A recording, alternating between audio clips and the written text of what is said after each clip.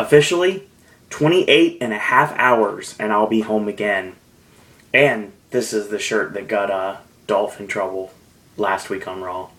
So Rowan Disney here, and like I said, very happy to be going home very soon, and very happy that I'm going from 40-degree weather to 80-degree weather, so that's going to be awesome. And according to all the weather sites, the weekend of Reunion looks to be glorious weather-wise. So I'm very excited for that. That's going to be awesome. And I'm really excited about all the awesome things I'm going to be able to do for the next 2 weeks. And this is my last wrestling recap before I leave. I won't do another wrestling recap until I get back. So that is pretty much, I've told you that on the NXT and SmackDown video yesterday, and I'm also telling you that for Impact, which I did the other day as well. So that was what we did. Crystal Light drinking game seems like it's returned a bit. Only because I wanted something frozen. Because I got a lot of things to talk about, and obviously when you talk a lot, your mouth gets a little parched. So I've got the Crystal Light, and that's what we're going to roll with tonight. So, very excited. Let's talk about everything right now. So, full disclosure, it's 11:29 on Monday night. I just got finished watching Raw, and I'm going to talk about it in a minute. But, tomorrow, this video is officially a Tuesday video, so Tuesday, I actually have to work. I work 12 to 6. And after I get off work, for my last shift for 2 weeks, I will go to B-Dubs for the first time with AJ in almost a month.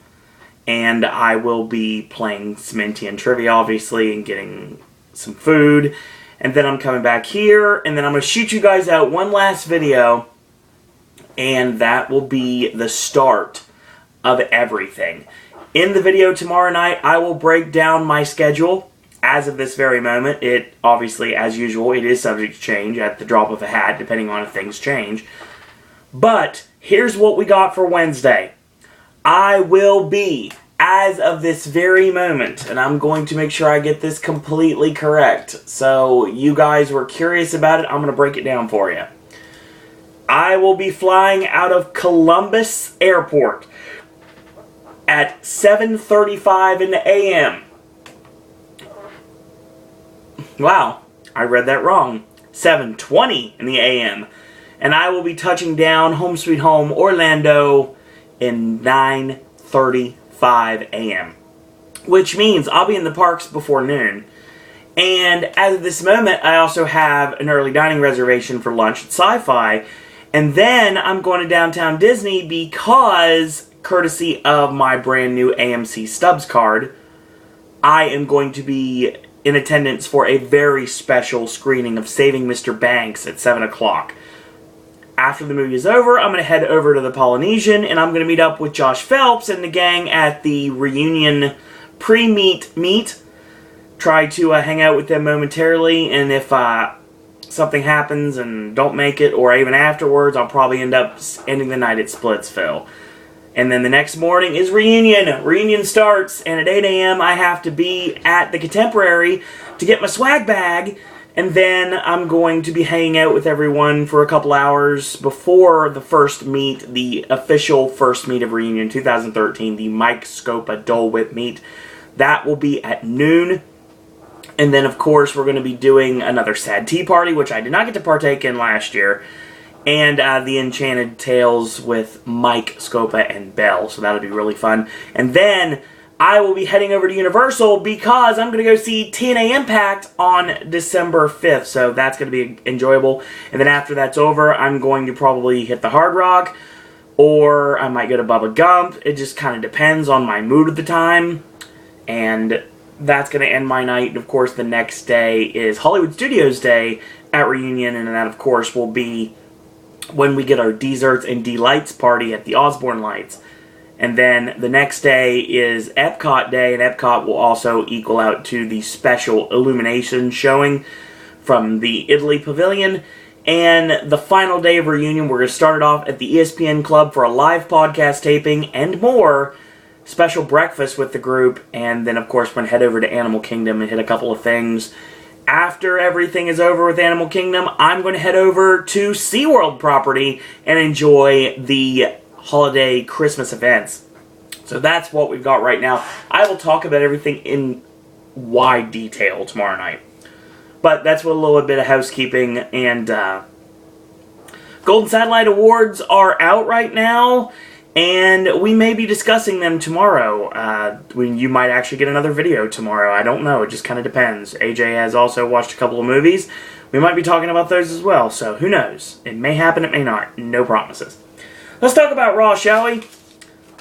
So, like I said, not too hyped about TLC. Number one, I don't get to see the show until after the fact. And number two, I don't care about this What's Best for Business storyline. So, how does the show start out? CM Punk, of all people, comes out, and he says, I know why the Shield attacked me, because I made the cardinal sin.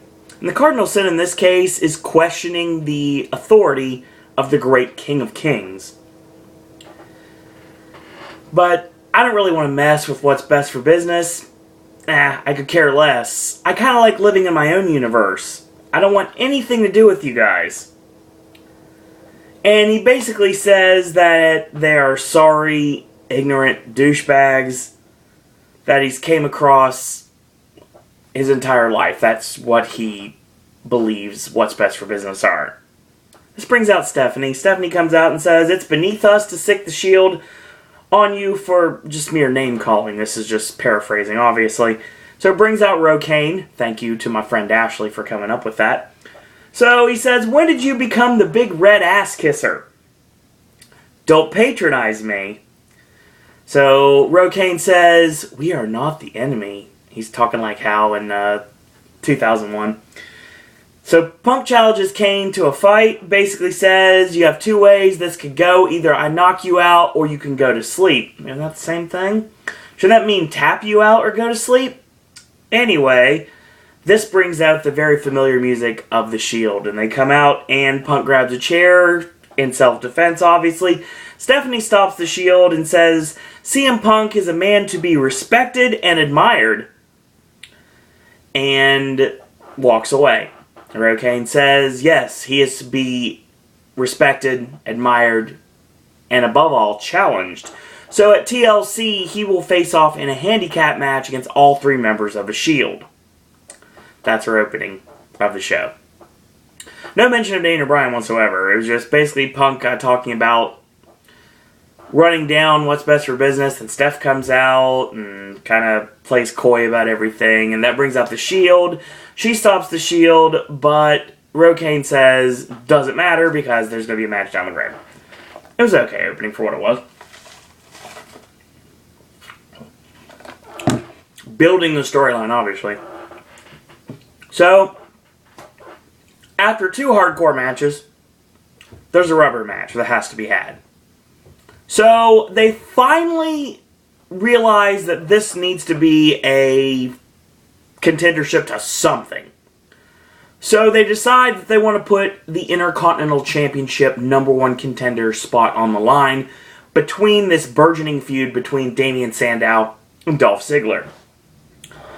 So, basically, we go midway through the match. Sandow hits the knee strikes, the side California leg sweep, the Kobito Akiette makes a cover, 1-2, Dolph kicks out. Front slam, and he goes for a middle rope moonsault, which misses. Dolph nails the exclamation point DDT, 1-2, Sandow kicks out. So, he goes for a charge, he misses, goes for the leap up into the 10 punch, and the reverse neck breaker out of the corner, 1-2, and Sandow kicks out. He goes for a Rana. Actually, I'll set up the complete spot. Goes for the name dropper, gets caught, and goes for a Rana. Rana gets reversed into a sunset flip, 1-2, and a kick out. And Sandow rams his shoulder hard in the ribs, stopping any momentum Dolph has. So he nails the side neck breaker, the flipping side neck breaker out of the corner. And when he gets up, Ziggler gets up a little quicker than him, nails the name dropper, 1-2, Sandow kicks out. He goes up top, Sandow crotches him up there, he falls off the top rope, and he is planted with the You're Welcome, full Nelson Slam, and 1, 2, 3. Damien Sandow becomes the #1 contender to Big E Langston's Intercontinental Championship. Big E was on commentary during this match watching this, and obviously they asked him if he were to choose his opponent, who would he want to face, and obviously he said Dolph, and Sandow wins. So Sandow wins, and he's going to be facing off against Big E Langston at TLC. Two problems with this. One, Sandow went from being Mr. Money in the Bank, unsuccessfully cashing in, not able to beat John Cena, when the crowd was completely into it. Went from the uncrowned world champion to someone who's going to be jobbing out to the Intercontinental Champion. Because Sandow's not going to beat Big E Langston, they're pushing him to the stars, and he just came back into his babyface role. So, yes, why would you do this? This doesn't make any sense at all. But I guess it makes sense. The only perspective I can see is that it makes sense as in Sandow's a heel because they never pulled the trigger on the babyface turn. The only time they really did that was on the SmackDown show that we were at in Columbus, where he faced off against Alberto Del Rio, and it looked like they were going to turn him babyface. The crowd was really into Sandow, but then they scrapped the babyface turn and they kept him heel. So, who knows what's going to happen.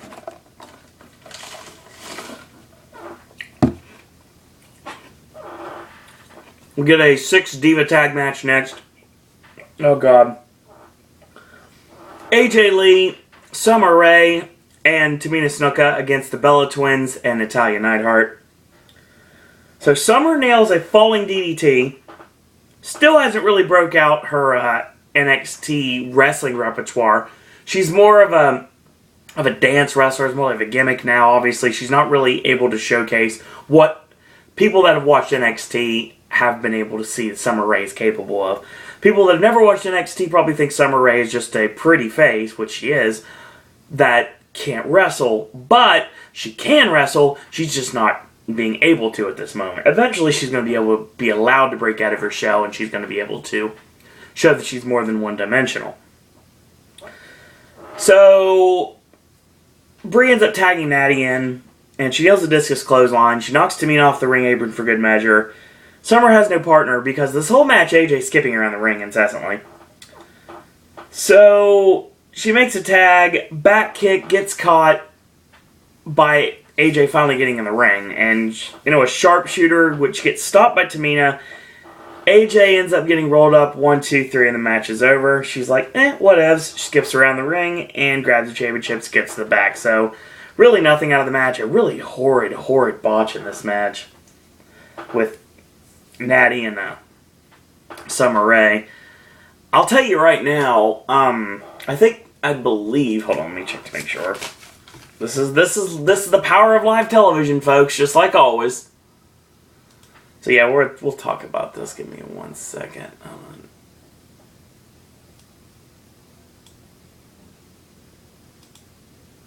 Yeah. It was.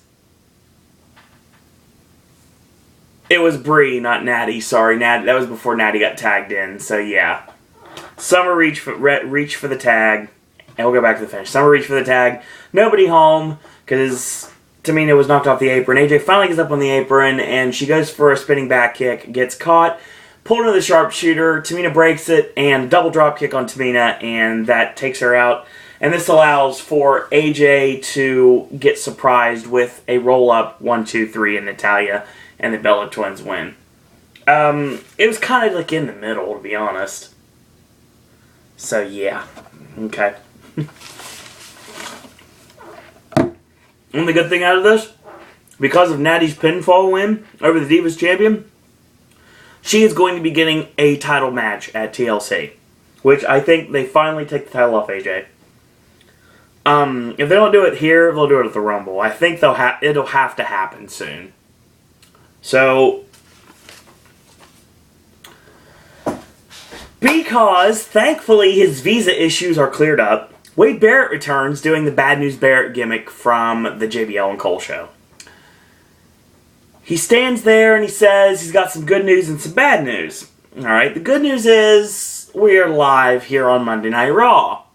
The bad news, well, we're stuck in an arena full of hillbillies and overweight miscreants who named their city after their state that they just couldn't remember. Okay, Yuck Yuck City. Alright. Fine. Alright, I like Wade Barrett coming back. Obviously, you know I like that. So we get Randy Orton, and he's in the back with Brad Maddox, and he says that he's happy that Brad's back, and he says, you know, he's not really very sympathetic towards him, but he just wanted to say that he needs him to do a little favor, like pay it forward, basically. Orton needs to have Brad Maddox tell what's best for business, that he is the best champion ever, and that he is simply bigger than the WWE itself. He says his name is more well known than John Cena. Okay. Well, that's not true, obviously.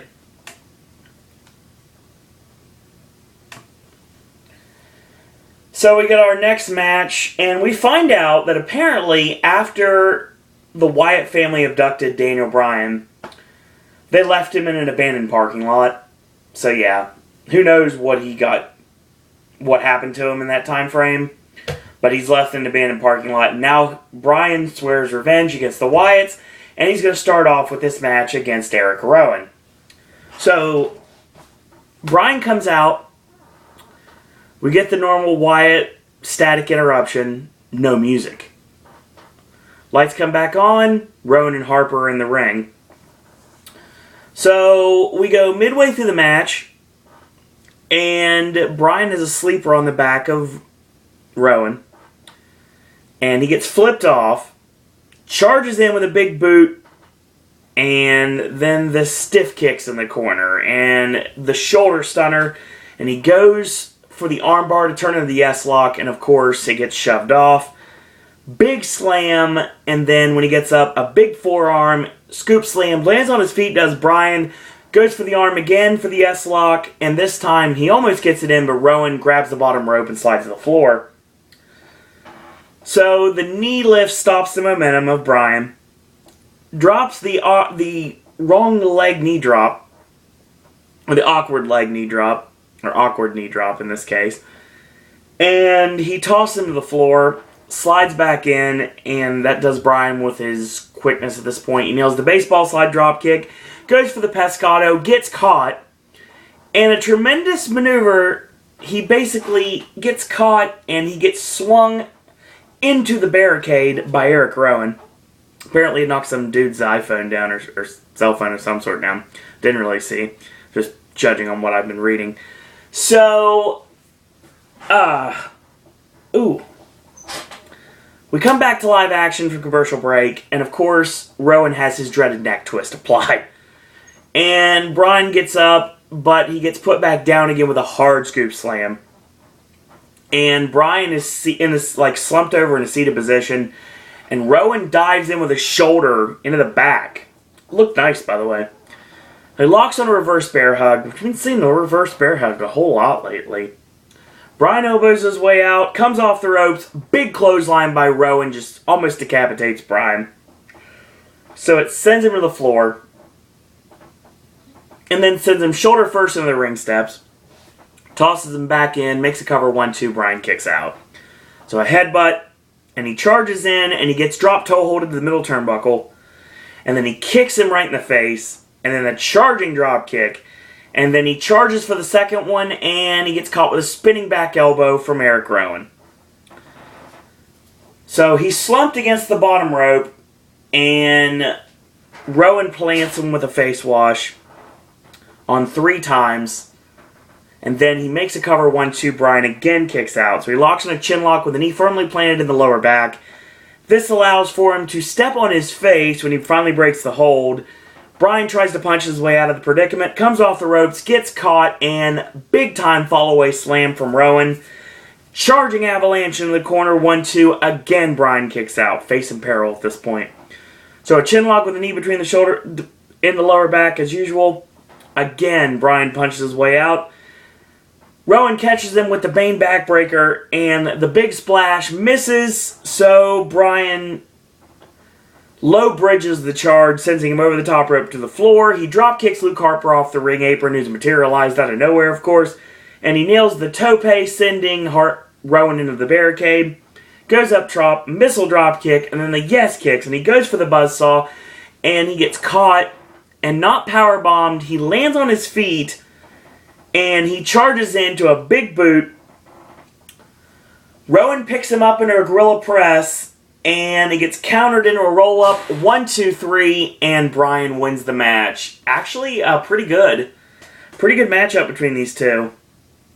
So, since Bray Wyatt's not at ringside during this match, obviously he needed to have his presence known, so of course, Static comes on, and he interrupts as Bryan's about to leave. He basically comes on the Tron, and he says, "Stand down," telling his Wyatt family cronies to stand down. Obviously, don't attack Daniel Bryan, because there's another plan in mind.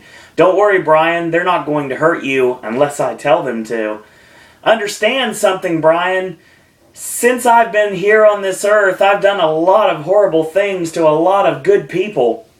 And I'm man enough to admit when I've been wrong, and I was wrong about you. I saw you as this minuscule little man fighting an uphill battle. I saw you chasing your little girly friend on the television. Now tell me something. How long are you willing to live this lie? How long until they discover that your dirty little feet are soiling their red carpet? I understand you, Daniel Bryan, but they look at you like a dirty little circus clown, like a gorilla in a cage. They can't love you like I can. I see a monster. Together, we can win this war. Together, we can bring the machine to its knees. Bryan," and he rolls his eyes back in his head, he says, "Open your eyes." Another amazingly cryptic promo from Bray Wyatt. Again, wondering just what was done to Bryan, storyline perspective, obviously, while he was captive by the Wyatt family.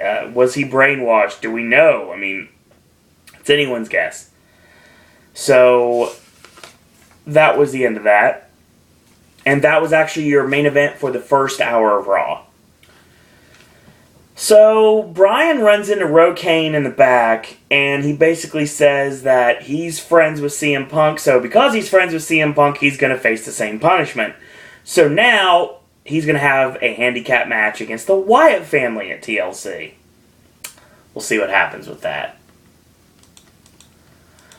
So, once again, we get ourselves a little Truth and Consequences team up again as R-Truth and Xavier Woods face off against Tons of Funk in the rematch I predicted would happen on Raw from last week's SmackDown.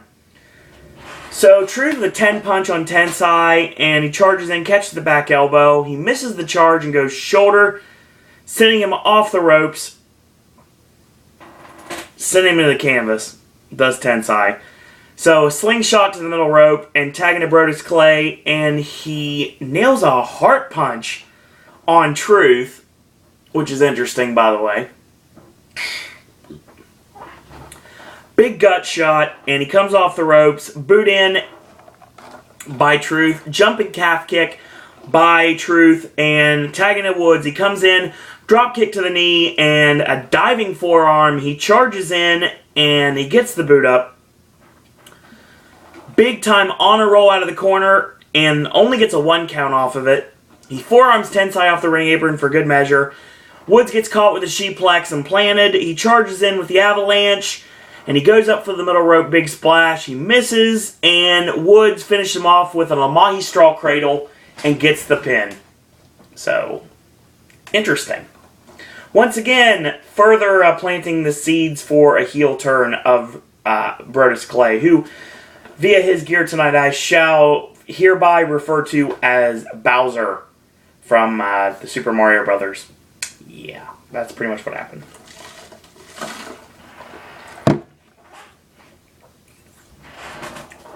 So our next match is rather interesting.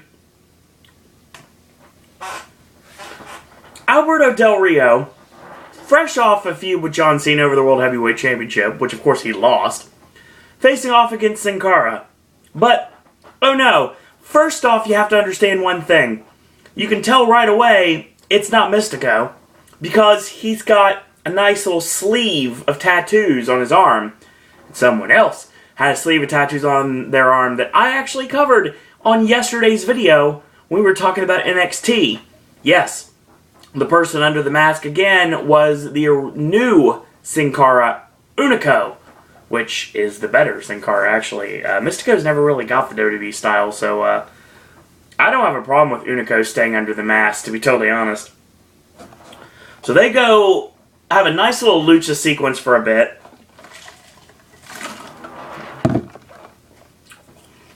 Which ends with Del Rio on the floor. And Sin Cara nails the Acai moonsault. Tosses him back in. So he kicks him outside. And he slings Sin Cara upside down into the barricade. Tosses him in, 1 count only. Goes for the chin lock. And he elbows out of it. Double stomp to the lower back while he's in a... while he's on all fours by Del Rio, makes a cover 1-2, and Sin Cara kicks out. Chin lock, and this leads to a whip in. Charges in, misses, and a head scissors from Sin Cara, and backdrop, lands on the ring apron, high kick. He goes up top and nails a kind of like a headbutt off the top. Not a falling headbutt, like a headbutt to the chest. So that looked nice. So he ducks the clothesline, nails the springboard into the 180 flying body press, 1-2, and a kick out. Del Rio plants him with a German suplex. Again, Sin Cara kicks out at 2. Goes for the cross arm breaker, gets countered, charges in, catches the back elbow, ducks the step up enziguri kick, and finishes him off with the swanton, 1-2-3, and Sin Cara wins this match. So they're building this as... they want to set some sort of a record for the most masks in a building ever, something like that. So they want to do Rey Mysterio Jr. against Sin Cara at WrestleMania. This is the way to do it. So they had to get a big win for Sin Cara, and this is a huge win for Sin Cara, winning this match against Alberto Del Rio, a former multi-time World Heavyweight Champion. So, after this, we get Renee Young with John Cena in the back. Renee, of course, the best interviewer in the WWE. Pretty much Cena says there's one world, there should be one world champion. It would mean everything to him if he were that man to win the undisputed unified championship. Meant everything to Chris Jericho in 2001, so why not? So we get the Shield cutting a promo and basically say Dean Ambrose says CM Punk can't beat any of us one-on-one. And this leads to Roman Reigns basically saying he kicked Cena's ass. Well, he kicked Punk's ass. And this pretty much just leads to them making the comment that it's going to be 3-on-1 at TLC. And, of course, to believe in the Shield. I don't have any doubt in my mind this is going to be an entertaining match. So, we get our next match of the evening, which, of course, is our main event for the 9 o'clock hour of Raw. And what a match this was. The Shield and 6-man tag team action yet again against the WWE Tag Team Champions Cody Rhodes and Goldust and their partner du jour this week, this time being The Big Show. Yay. We get midway through the match, and he comes off the ropes with a front drop kick, tagging to Ambrose.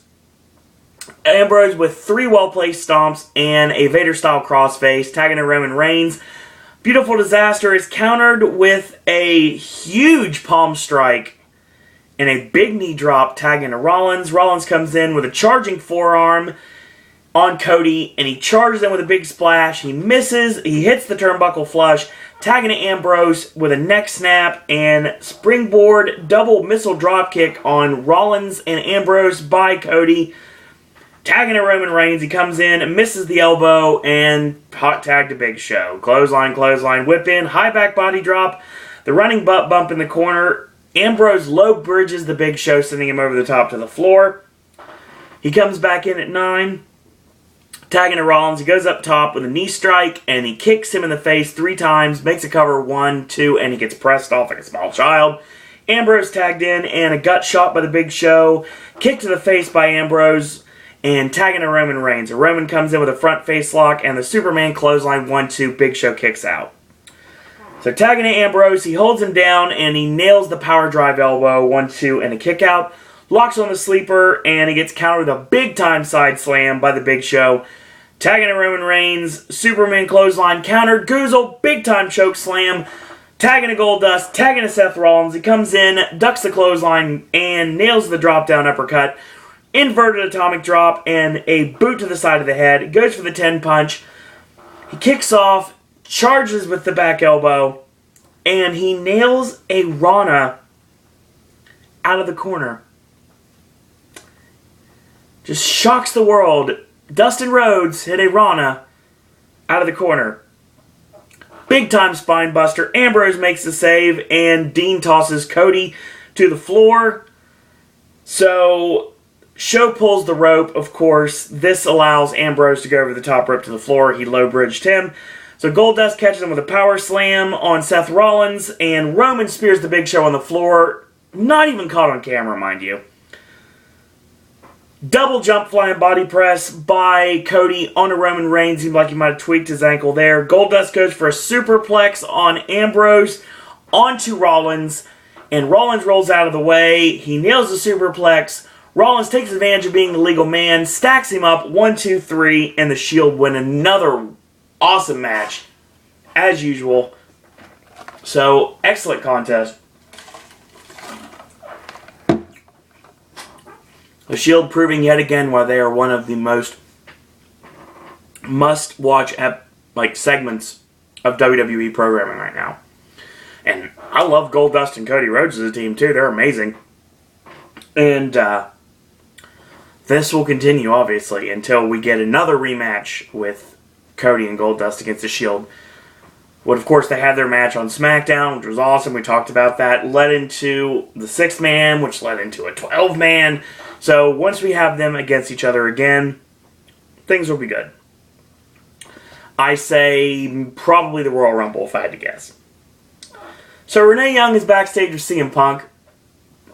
She wants to know Punk's reaction about learning he's going to face the Shield 3-on-1. Punk's giddy. He basically says he feels like a kid at Christmas.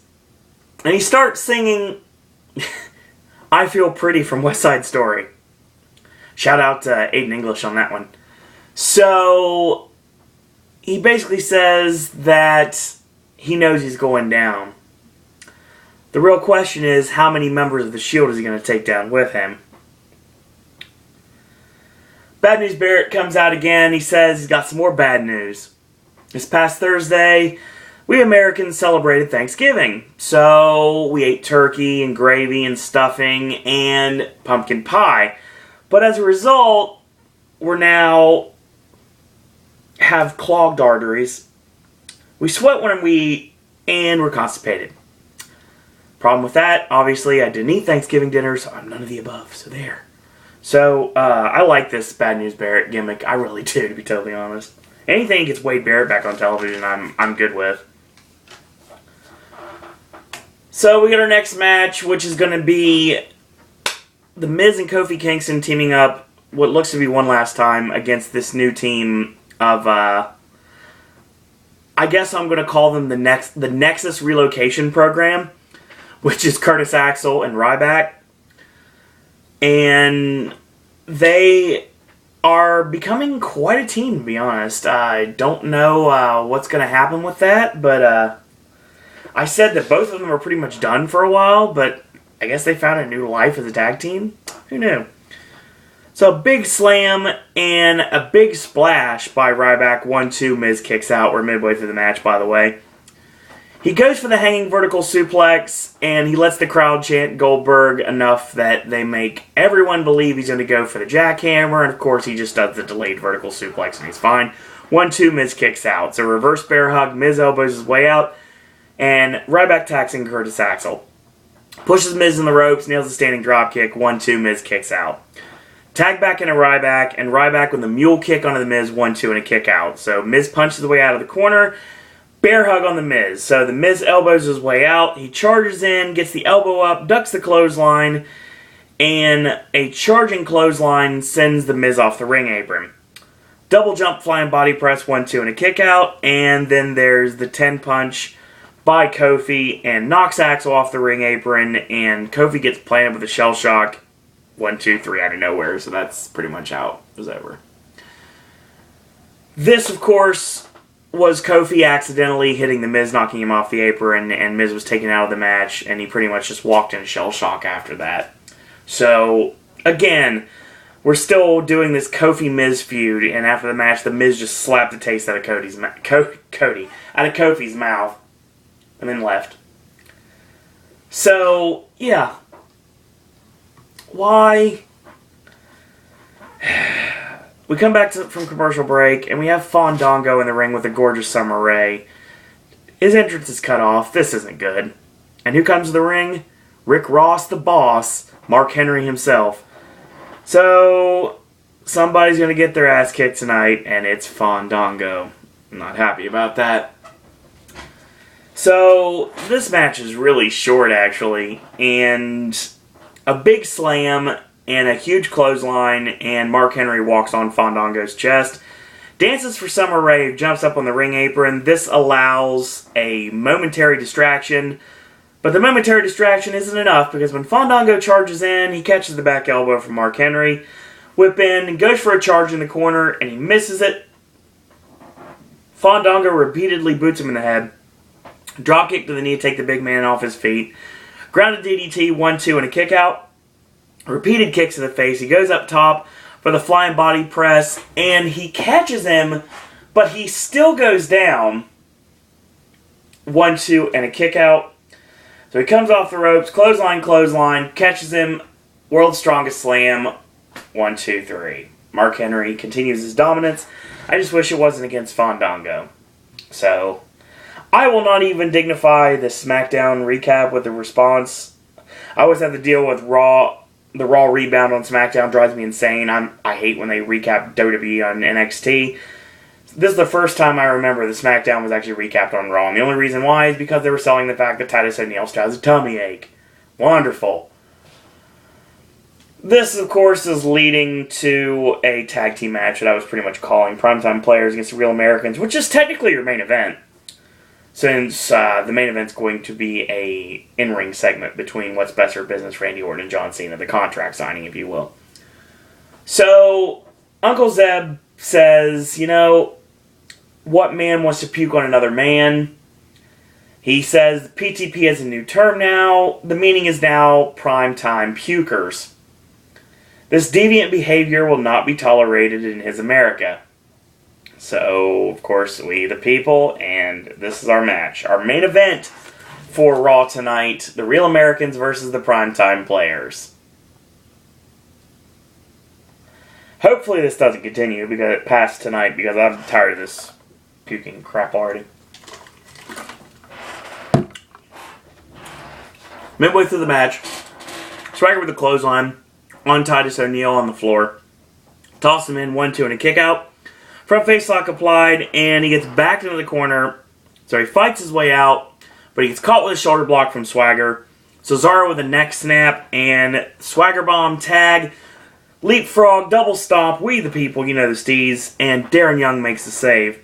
So they trade European uppercuts, or in Cesaro's case, Swiss uppercuts.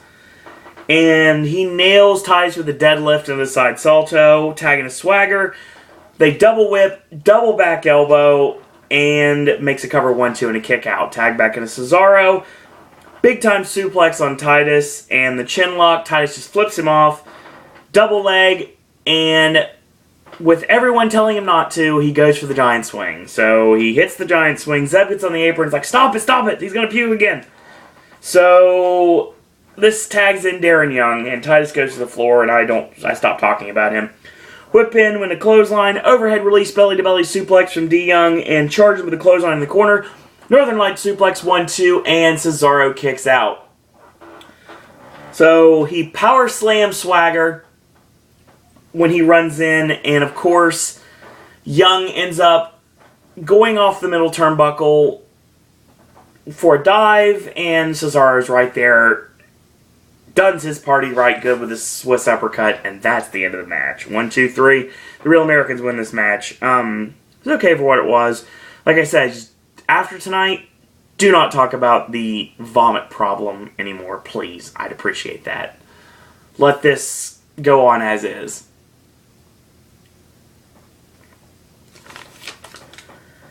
I wrote a lot more notes for this main than I thought I would. What's Best for Business come out, and then John Cena and Randy Orton come out. The formalities are out of the way, and they both sign the contracts. Of course, strangely enough, there are tables, ladders, and chairs surrounding the ring, and inside the ring, obviously to set up the ambiance of this contract signing. I wonder what's about to happen. Seems like it'd be a shame to just let all that setup go to waste, right? Randy Orton says he's better than all former champions, including Triple H. That's why he was chosen to be the face of the WWE.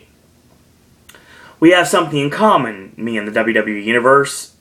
We don't like John Cena very much now, do we? I'm the only man who can beat John Cena. Daniel Bryan on line 1. Thank you, Oklahoma crowd, for chanting Daniel Bryan's name when they said that. It's the little things.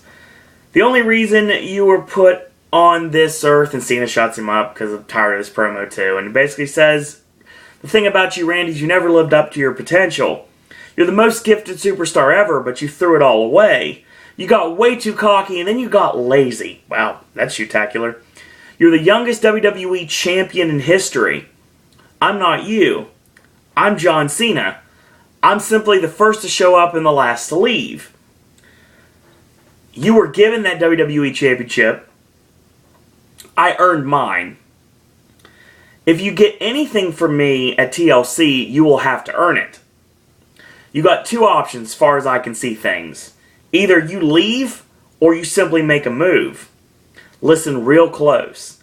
If you make one single move right here and right now, this audience will be reminded just what a TLC match is. So step up or step aside. So Orton pushes over the table, they brawl to the floor, and then it begins. Orton gets nailed with a ladder, and then Orton gets whipped into the post. Cena hits Orton with the ladder, and Cena with a chair shot to the ribs and then to the lower back. And then a shot to the ribs again, and he pops him with a microphone right in the forehead. Sends him face first into the ring steps, tosses him back in. Orton shoves the ladder onto him. 2 chair shots in the back. And he drops the chair into the ribs 3 separate times. So Orton sets up a table, and Cena tosses Orton through the table in the corner. This allows for him to pull a old school prototype or new school Batista, depending on who's calling your match. And he does the thumbs down. This allows for a fireman's carry. He walks around, making sure everybody in the crowd can get a good shot of him. All the flash bulbs obviously go off, and Cena AAs him through the table. Grabs both championships and raises them high in the air. I can certainly say right now that this did a little bit more for me being excited about Orton and Cena than last week did. I will say that obviously I don't get to review or recap this live or even the day after because TLC is when I'm still home, so obviously I will miss that. But when it all comes down to it, it's okay. I mean, I'm still trying to believe that we're going to have one singular champion by the time TLC is over. Don't forget, think about the word of the day. The word of the day is guarantee. What happens when a McMahon guarantees something? Something is afoot. So, who knows? Will we have a new champion that holds both championships? Will they carry both championships? Will there be a new championship? Will they use the old Undisputed Championship? Who knows? A lot of questions. So, that was Raw this week. So, let's talk about the good and the bad, shall we? Punk coming out in the opening, that was fine. And Ziggler and Sandow, okay back and forth match. Sandow, the wrong person went over. a lot of awkward botches with Summer Rae and Brie, but the Divas match could have been a lot worse. AJ pretty much spent the whole match skipping around. Bad News Barrett is now officially on the roster as that gimmick. That's fine. Bryan and Rowan had a good match. I enjoyed that. As usual, we had a really good match with the Shield in 6-man tag team action, this time against Cody Goldust and the Big Show, who actually wasn't as unbearable as usual tonight. Truth and Consequences got a win over Tons of Funk. Sin Cara is now Unico and beat Alberto Del Rio. And, of course, Ryback and Curtis Axel continue to be a team, beating the thrown together tandem of better enemies, Miz and Kofi Kingston. Fandango enters the Hall of Pain, which sucked, but I understand. He bumped like a pinball, like a good heel should. And the main event was the Real Americans beating the Primetime Players. The less said about the vomiting, the better. So, wishy-washy Raw. It was okay for what it was. I've seen worse. I've seen better. So, I mean, it's just kind of in the middle. So, that's my final wrestling recap of the night and the final wrestling recap before I leave for home. So, if you like these videos, tell your friends about them. Leave a comment. Do subscribe and help spread the word. We are at 158 subscribers right now, and at this very moment, we are 783 views away from hitting that magical 20,000 view mark here on Pop, which is incredible, knowing that we've only been doing this for a little bit over a year, so that's amazing in its own right. There are 4 ways to get a hold of us and to speak your piece. If you want to be kind and follow us on Facebook, you can like us on Facebook. It is Sir Owen Disney Pop. Sir Owen Disney Pop, one word, and that is our official Facebook fan page community. You can check that out. All the videos from this channel are posted. It's going to be harder to do starting Wednesday, but still, I will do the best I can and try to get them up when I can, when I have a little bit of downtime, when I come back from the parks at night. I'll try to upload some things. And videos will be every single day, but they will not be as frequent to try to get everything uploaded. Like the big stuff, like Candlelight and Illuminations and the reunion events, they may be taking a little bit longer to upload. But they'll be there, don't worry. Mark my words. I've got 4 different devices I'm filming with because I'm taking my digital camera with me. So, if you want to follow me on Twitter, you can. It's at Sir Owen Disney. If you want to be my friend on Facebook, it's Owen Disney. Or if you want to send me an email with your comments, queries, and opinions to SirOwenDisney@gmail.com. So, Reunion Nights, I will see you guys tomorrow. And, boys and girls, I will see you guys tomorrow as well with the final video before I leave for home. And until tomorrow, boys and girls, that's all I got to say about that.